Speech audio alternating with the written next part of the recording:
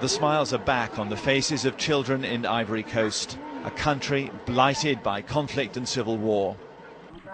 But the fragile end to fighting has brought new horrors for some children, and from the very people who are supposed to be ensuring peace.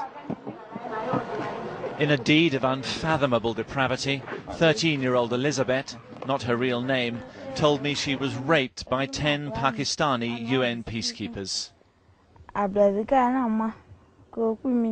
They grabbed me and threw me to the ground, and they forced themselves on me. I tried to escape, but there were 10 of them, and I could do nothing. I was terrified. Then they just left me there, bleeding. Elizabeth has been too frightened to tell her parents, fearing they will throw her out of the house. The UN has 6,000 soldiers on peacekeeping operations in Ivory Coast. A tiny minority is accused of child abuse. But a shocking finding of the Save the Children report also shows aid workers being involved in sexually abusing children.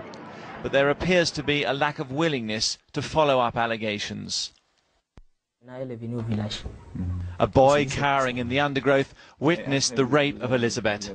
He said he went to report what had happened to elders in the village. We first went to report the attack to brigade headquarters, and now several months have passed, and our complaints about this appalling rape have been completely ignored. The UN has said it will study the report. A spokesman said, "It's impossible to ensure zero incidents in an organisation that has up to 200,000 personnel serving around the world. But we do pursue a policy of zero tolerance."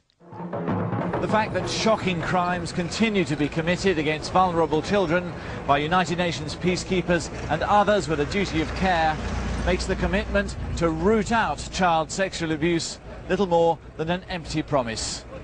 Adam Minot, BBC News, Mans in Ivory Coast.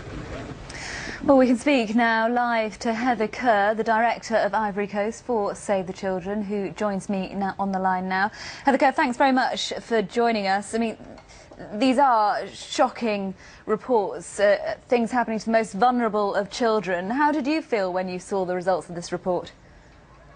Well, shocked, and I think we were shocked really by the fact that children are suffering in silence, because one of the main threads of the report is the underreporting of cases of abuse, because children are often too frightened to come forward and report, or they're stigmatized within their community, or they're afraid of being punished, or they just don't know how to report.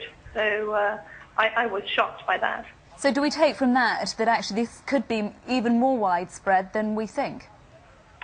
Absolutely. I think the research across the 3 countries, because this report concerns Haiti and South Sudan as well, there are communal threads running through, and the thread is that the abuse is much more widespread than we thought before.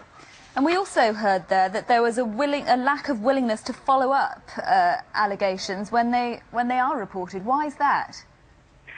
Well, we must say that there has been some progress on this. The UN and other international aid organisations have designed policies and systems to hold their staff to account and stamp out abuse, and there is a new task force of UN and NGOs focusing on the issue, which has helped to kick-start the discussions at a global level. But the problem at the country level remains persistent, and we've got to bring that willingness down to the ground.